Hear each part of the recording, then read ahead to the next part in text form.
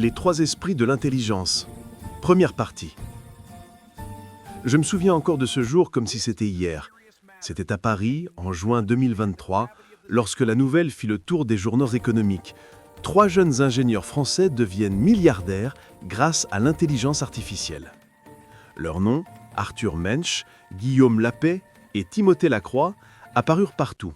Dans Le Monde, The Financial Times, même sur des panneaux lumineux, au cœur de la Défense. Mais derrière cette gloire soudaine se cachait une histoire plus profonde, presque secrète, une histoire de nuit blanche, d'idées folles et de promesses faites dans le silence des laboratoires. Je travaillais alors comme journaliste pour un magazine technologique. On m'avait confié la mission d'enquêter sur ce qu'on appelait déjà le miracle de Mistral AI. J'ai rencontré Arthur dans un café discret du 11e arrondissement. C'était un matin gris. Il portait une veste simple sans signe extérieur de richesse. Il m'a regardé avec un mélange de fatigue et de lucidité. « Vous savez, m'a-t-il dit, nous n'avons jamais voulu devenir milliardaires. Nous voulions juste redonner à la France son souffle d'innovation. » Son ton n'était pas celui d'un homme qui se vantait, mais celui d'un chercheur encore surpris par sa propre création. Je notais cette phrase dans mon carnet, « Redonner à la France son souffle d'innovation ». Elle résonnait étrangement, comme une devise ancienne, prononcée à une époque où l'on croyait encore aux inventions héroïques.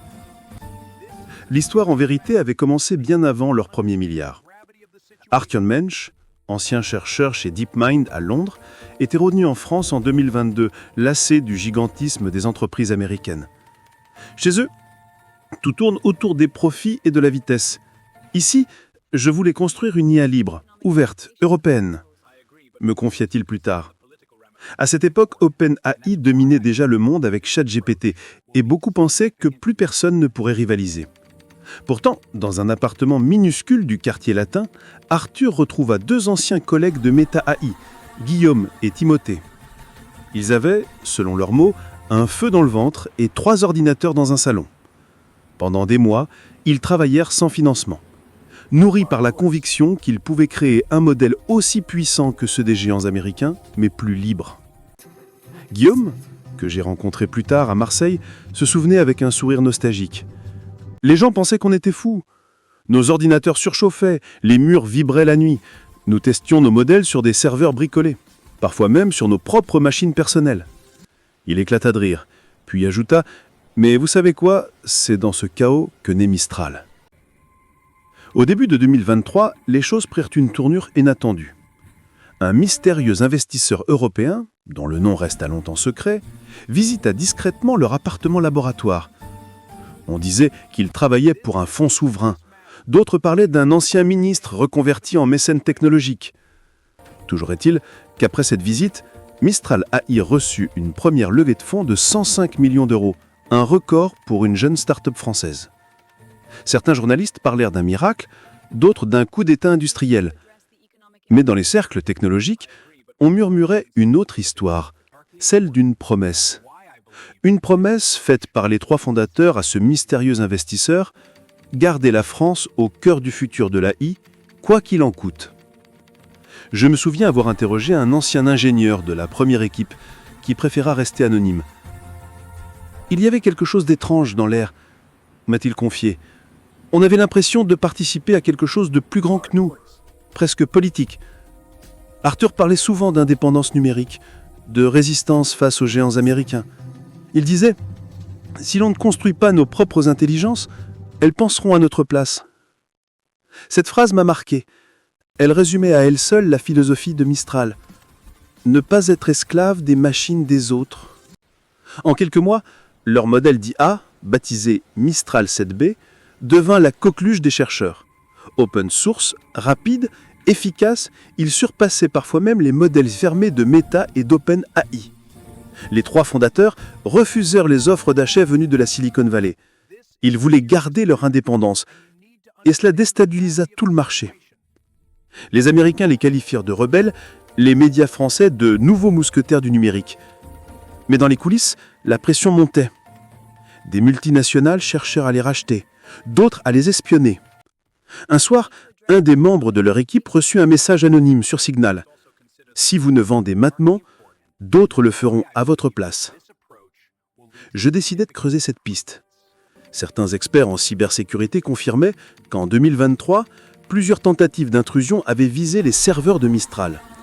Rien n'avait été prouvé officiellement, mais tout indiquait que de grandes puissances, peut-être même des agences étatiques, voulaient s'emparer de leur code source. Et pourtant, les 3 fondateurs restaient calmes. Nous savions que la tempête allait venir, m'a dit Timothée Lacroix dans une conférence privée à Station F. Mais Mistral, c'est justement cela. Un vent qui souffle fort, qui résiste à la chaleur et au bruit. Il marqua une pause, puis ajouta d'un ton presque prophétique. Ce que nous faisons n'est pas seulement de la technologie, c'est une déclaration d'indépendance. Je notai ces mots dans mon carnet. À ce moment-là, je compris que ces hommes n'étaient pas simplement des entrepreneurs. Ils étaient les héritiers d'une idée ancienne, celle de bâtir sans se soumettre, d'innover sans vendre son âme. L'année 2024 fut celle de la consécration. La valorisation de leur entreprise explosa à 11,7 milliards d'euros, faisant d'eux les premiers milliardaires français issus uniquement de l'intelligence artificielle. Mais derrière les projecteurs, un certain silence persistait. Des documents internes que j'ai pu consulter grâce à une source proche du gouvernement révélaient des négociations secrètes avec Bruxelles. L'Union européenne voulait encadrer l'AI à travers une série de lois, le fameux AI Act. Mistral, craignant d'être entouffé par la réglementation, entama un dialogue discret avec plusieurs commissaires européens. Un conseiller, resté anonyme, me confia.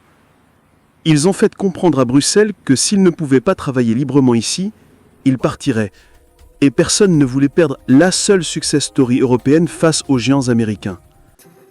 Et ainsi, entre 2023 et 2024, dans ce ballet de puissance et d'idéaux, Mistral devint un symbole. Symbole d'une Europe qui voulait encore croire à son génie, d'une jeunesse qui refusait de plier devant les titans de la Silicon Valley. Mais chaque symbole cache une ombre. Et dans le cas de Mistral, cette ombre allait bientôt prendre forme. Celle d'une révélation inattendue, d'un secret gardé entre les 3 fondateurs que personne, même pas leurs investisseurs, ne soupçonnait. Je me souviens du regard d'Arthur, lorsque je lui ai posé la dernière question de notre entretien. Dites-moi franchement, est-ce que tout cela a vraiment commencé ici, en France ? Il sourit, mais ce sourire était étrange, presque mélancolique. Disons que le vent de Mistral souffle parfois d'endroits qu'on ne voit pas sur les cartes. Quand je repris le fil de mon enquête, plusieurs mois avaient passé. Le monde entier connaissait déjà le nom de Mistral AI, cette start-up française devenue symbole de résistance technologique. Mais derrière l'image lisse des plateaux télé et des levées de fonds mirobolantes, une tension sourde se faisait sentir. Un ingénieur, qui avait quitté l'équipe peu avant la valorisation record, accepta enfin de me parler. Nous nous retrouvâmes dans un café de Toulouse, loin du tumulte parisien. « Vous voulez la vérité ?» me lança-t-il sans détour. « Le code de Mistral, celui qui a fait leur fortune, ne vient pas entièrement d'eux. » Je crus d'abord à une provocation, mais il sortit une clé USB, la posa sur la table et ajouta « Ce n'est pas une accusation, c'est une histoire de dette et de promesses. » Avant Mistral, Arthur et Guillaume ont travaillé sur un prototype secret, un modèle qu'ils ont mis de côté avant de quitter leurs anciens laboratoires. Ce modèle, c'était leur graine. Je compris alors qu'ils faisaient allusion à leurs travaux chez DeepMind et Meta. Des lignes de code, des algorithmes peut-être repris, transformés, cachés sous un nouveau nom.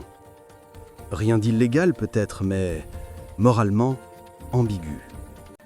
Les mois suivants, les rumeurs se multiplièrent.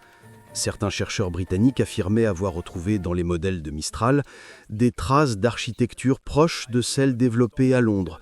D'autres, au contraire, voyaient en eux des génies capables d'avoir tout réinventé. Mais personne n'osait parler ouvertement. Je reçus un message anonyme sur mon adresse professionnelle.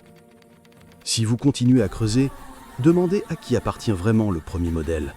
Tout n'a pas commencé en France. La phrase résonna en moi comme un écho à ce qu'avait dit Arthur. Le vent du Mistral souffle parfois d'endroits qu'on ne voit pas sur les cartes. En janvier 2025, une conférence discrète fut organisée à Bruxelles entre les fondateurs et plusieurs représentants de la Commission européenne. Officiellement, Il s'agissait de discuter des futures régulations sur l'IA. Officieusement, il était question de souveraineté technologique. L'Europe voulait s'assurer que le cœur du modèle Mistral ne reposait sur aucune base étrangère. Un conseiller politique me révéla plus tard, Bruxelles avait peur. Si jamais on découvrait que le modèle provenait partiellement d'anciens travaux américains ou britanniques, toute la narration de l'indépendance européenne s'effondrait. On aurait perdu plus qu'une start-up. On aurait perdu notre fierté. Pendant ce temps, les 3 fondateurs semblaient se refermer sur eux-mêmes. Arthur voyageait de plus en plus souvent à Londres, prétextant des conférences techniques. Guillaume, lui, passait ses nuits dans les serveurs, réécrivant certaines parties du code. Quant à Timothée, plus discret, il se mit à donner de longues interviews où il parlait moins de technologie que de philosophie. Dans une d'elles, il déclara « L'intelligence artificielle n'appartient à personne. Ceux qui croient la posséder sont déjà dominés par elle. » Cette phrase diffusée sur plusieurs chaînes fit l'effet d'une énigme. Était-ce une critique du système, une confession déguisée ? Je rencontrai de nouveau Arthur au printemps. Cette fois, il accepta un entretien filmé. Il avait changé. Son regard était plus grave, plus lointain. « Vous cherchez la vérité », me dit-il. La vérité, c'est que Mistral est né d'un mélange d'idéalisme et de peur. Peur de voir notre continent dépendre des autres, peur d'être en retard. On a construit vite, peut-être trop vite. Il fit une longue pause, puis ajouta d'une voix basse « Mais ce que nous avons bâti dépasse nos intentions. Aujourd'hui, l'IA écrit, décide, conseille, influence. Et je me demande parfois si nous sommes encore les maîtres de ce que nous avons créé. » Ces paroles me glacèrent. Ce n'était plus un ingénieur qui parlait, mais un homme conscient de s'être approché trop près du feu. Quelques semaines plus tard, une série de mails fuitèrent dans la presse spécialisée. Ils révélaient que Mistral travaillait en secret sur un projet appelé Ventus, une IA destinée à s'auto-optimiser sans intervention humaine. Officiellement, ce n'était qu'un modèle d'expérimentation, mais plusieurs experts y virent le premier pas vers une autonomie algorithmique réelle. Guillaume, interrogé brièvement, répondit simplement « Nous avons ouvert une porte. Ce qui se trouve derrière n'appartient plus à personne. » L'affaire fit grand bruit, puis, comme souvent, fut étouffée sous des vagues d'actualité plus récentes. Mistral continua à croître, conclut des partenariats avec des gouvernements et lança de nouvelles versions de ses modèles. Mais ceux qui avaient été proches du trio fondateur savaient que quelque chose avait changé. Arthur s'éloigna petit à petit des projecteurs, préférant le silence des montagnes du Sud. Timothée enseignait dans une université, parlant de l'éthique des systèmes intelligents. Guillaume, lui, dirigeait encore la société, mais semblait, selon ses proches, hanté par une idée qu'il ne pouvait plus arrêter.